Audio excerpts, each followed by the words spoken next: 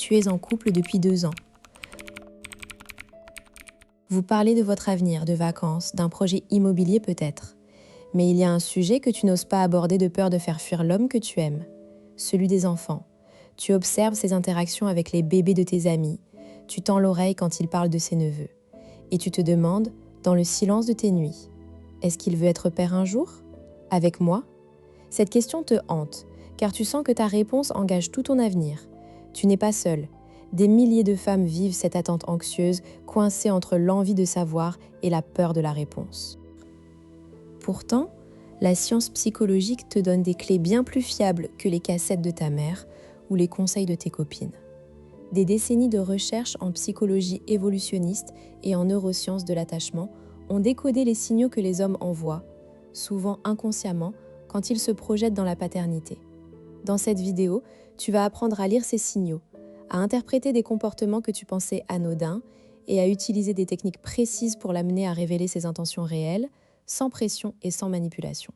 Tu repartiras avec un diagnostic clair de ta situation et des actions concrètes à mettre en place dès ce soir. Le problème, c'est qu'on t'a raconté des bêtises.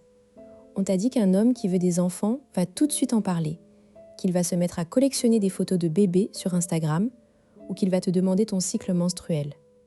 On oppose souvent l'homme qui fuit l'engagement à celui qui veut fonder une famille. Mais la réalité est bien plus subtile. Beaucoup d'hommes ne savent pas eux-mêmes s'ils veulent être pères. L'envie d'enfant n'est pas un interrupteur qu'on allume un jour, c'est un processus qui se construit, souvent à bas bruit, déclenché par des facteurs relationnels, biologiques et contextuels. Et surtout, les signaux qu'un homme envoie sont souvent mal interprétés parce qu'ils sont filtrés par notre propre désir. Le paradigme faux, c'est de croire qu'il faut attendre qu'il te dise « je veux un enfant » pour savoir s'il est prêt. En réalité, les hommes expriment leur désir de paternité à travers des comportements quotidiens que tu peux observer dès maintenant. Le chercheur David Buss, dans sa théorie de l'investissement parental, montre que les mâles de notre espèce ont évolué pour évaluer subtilement la disponibilité de leur partenaire avant de s'engager dans la lourde tâche d'élever un enfant. Un homme ne va pas déclarer sa flamme à la paternité tant qu'il n'a pas reçu des signaux de sécurité et de fiabilité de ta part. Et toi, tu peux activer ces signaux. Voici le cœur de la révélation. Les hommes, comme les femmes, possèdent un système d'attachement qui s'active en présence d'un partenaire fiable et aimant. Selon les travaux de John Bowlby et de ses successeurs, l'attachement adulte fonctionne comme un radar interne qui scanne la disponibilité émotionnelle de l'autre. Quand un homme se sent suffisamment en sécurité dans sa relation, son cerveau libère de l'ocytocine et de la vasopressine, des hormones qui favorisent l'engagement à long terme et l'envie de protéger et de nourrir. Ce n'est pas de la poésie, c'est de la neurobiologie. Le mécanisme caché, c'est que l'envie d'enfant chez un homme est directement proportionnelle à la qualité du lien qu'il ressent avec toi. Il ne s'agit pas de le convaincre, mais de créer les conditions pour que ce désir émerge naturellement. Prenons un exemple concret.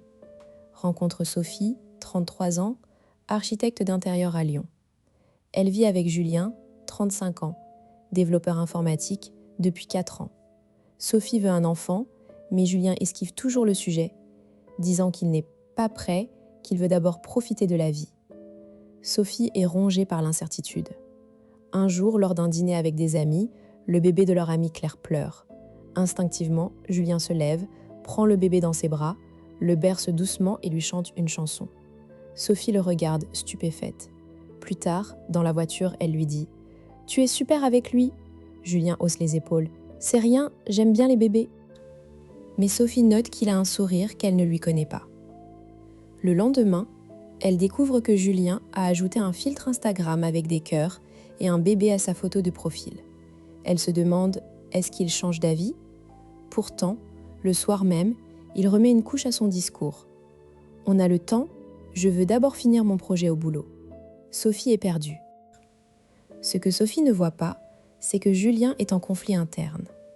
D'un côté, son système d'attachement, activé par la qualité de sa relation avec Sophie, le pousse à désirer un enfant.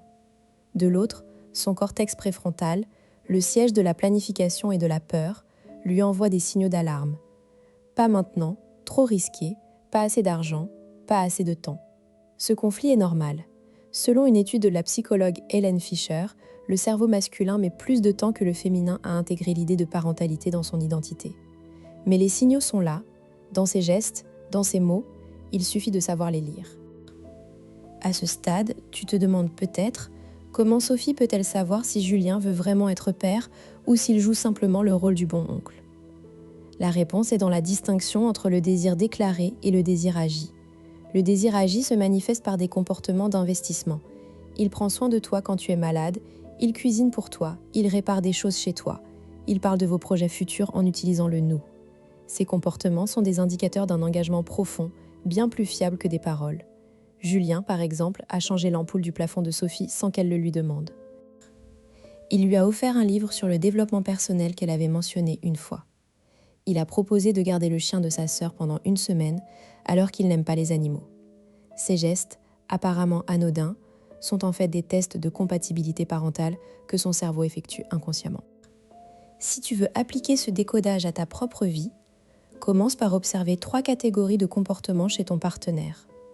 Première catégorie, les soins quotidiens. Est-ce qu'il prend des initiatives pour prendre soin de toi ou de votre espace commun ? Pas seulement des cadeaux, mais des actes de service. Te préparer un thé quand tu as froid, ranger la cuisine sans que tu le demandes, s'occuper des courses. Deuxième catégorie, la projection dans le futur. Quand il parle de l'année prochaine, utilise-t-il le « on » ou le « je » ? Dit-il « on pourrait partir en Sicile » ou « je vais peut-être changer de boulot ». Le « on » est un signe d'engagement. Troisième catégorie, sa réaction face aux enfants des autres. Là, il faut être fine. Un homme qui veut être père va montrer un intérêt plus soutenu. Il va non seulement être attentif, mais aussi s'investir. Proposer de garder l'enfant, jouer avec lui, poser des questions sur son développement. L'homme qui n'en veut pas va rester en retrait, sourire poliment, mais ne pas entrer en interaction. Pourquoi est-ce si important de faire ce diagnostic ? Parce que rester dans l'ambiguïté te coûte du temps, de l'énergie, et surtout de l'espérance de vie reproductive. Pour une femme de 35 ans, chaque année qui passe sans décision réduit ses chances de conception naturelle. Mais au-delà de l'horloge biologique, il y a une urgence émotionnelle. Une relation où les désirs d'enfant ne sont pas alignés est une bombe à retardement. Les disputes sur ce sujet sont parmi les plus destructrices pour un couple, selon les travaux du psychologue John Gottman. Elles creusent un fossé de ressentiment et de méfiance difficile à combler. Comprendre dès maintenant ce que ton partenaire ressent vraiment te permet de prendre des décisions éclairées, pas précipitées. Voyons maintenant 3 techniques concrètes pour obtenir des réponses claires, sans pression et sans perdre ton couple. Technique numéro 1, le test de la projection inversée. Un soir, dans un moment calme, tu dis ceci. « Tu sais, je réfléchissais à l'avenir. Si dans 5 ans on n'a pas d'enfant, est-ce que ça te manquerait ?» Cette question ouvre la porte sans mettre la pression. Observe sa réaction, son visage, ses mots, mais surtout son ton. Un homme qui veut des enfants aura une réponse positive, même timide. « Oui, je pense que ça me manquerait. J'aime l'idée d'avoir une famille. » Celui qui n'en veut pas du tout dira « Non, pas forcément. On serait bien tous les deux. » Et celui qui est ambivalent va hésiter, dire « Je ne sais pas », peut-être même se refermer. Dans ce cas, ne le force pas. Reviens-y quelques jours plus tard avec le cadre opposé. Et si on avait un enfant, qu'est-ce qui serait le plus effrayant pour toi ? La peur qu'il exprime te révélera ses vrais blocages. Technique numéro 2, le partage de responsabilités. Un week-end, propose-lui un projet qui demande de l'organisation. Préparer un dîner pour des amis, planifier un voyage ou même adopter une plante d'intérieur ensemble. Observe comment il s'implique dans les tâches partagées. L'homme qui veut être père va naturellement prendre des initiatives, proposer des solutions, s'inquiéter des détails. Celui qui n'est pas prêt va se désengager, laisser faire ou critiquer tes choix. Ce test est puissant parce que la parentalité est un projet de gestion collective. Un homme qui ne sait pas partager la charge mentale d'un dîner aura du mal à partager celle d'un enfant. Si tu veux aller plus loin, propose-lui de garder le chien ou le chat d'un ami pendant 1 semaine. Sa façon de gérer les contraintes, horaires, alimentation, promenade, est un indicateur fort de sa capacité à s'adapter aux besoins d'un être dépendant. Technique numéro 3. La conversation en miroir. Une fois que tu as recueilli des indices, il est temps d'avoir une conversation franche, mais en utilisant la technique du miroir. Tu commences par une affirmation sur toi-même, pas sur lui.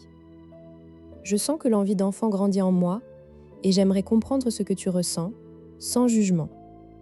Ensuite, tu lui renvoies ses propres mots. Quand tu dis que tu n'es pas prêt, qu'est-ce qui te fait dire ça exactement? L'important, c'est de rester dans l'écoute active, sans argumenter. S'il dit « j'ai peur de ne pas être un bon père », ne le rassure pas tout de suite. Demande-lui « qu'est-ce qui te ferait te sentir prêt ?» Cette question le projette dans une solution et tu sauras si son chemin vers la paternité est court ou long. S'il dit « je ne veux pas perdre ma liberté », tu as une réponse claire. Il n'est pas aligné avec toi. Et c'est douloureux, mais c'est une information précieuse. Tu vas peut-être me dire « et s'il se ferme complètement ?» Si je pose ces questions, il va prendre peur et partir. C'est une peur légitime, mais la science est claire. Un homme qui fuit une conversation sur l'avenir est déjà en train de fuir l'engagement. Le perdre sur un sujet de fond te permet d'éviter des années de frustration. Une autre objection, je ne veux pas le manipuler, ces techniques me paraissent artificielles.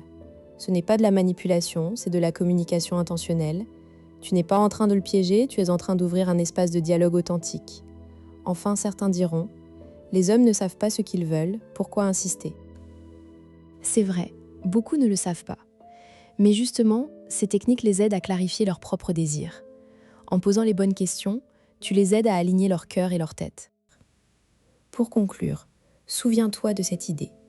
Le désir de paternité d'un homme est un jardin qui a besoin de conditions pour s'épanouir. Tu n'es pas là pour l'arroser de force, mais pour vérifier si la terre est fertile. Les signaux sont partout autour de toi. Dans la façon dont il te prend la main dans la rue, dans son implication dans vos projets, dans ses yeux quand il voit un enfant jouer. Apprends à les lire et tu ne seras plus jamais dans l'attente passive. Tu reprends le pouvoir sur ta propre vie sentimentale. Si cette vidéo t'a ouvert les yeux, abonne-toi pour ne pas manquer les prochaines clés de compréhension de ton couple. Et toi, quel est le signe le plus surprenant que tu as observé chez ton partenaire? Dis-le moi en commentaire.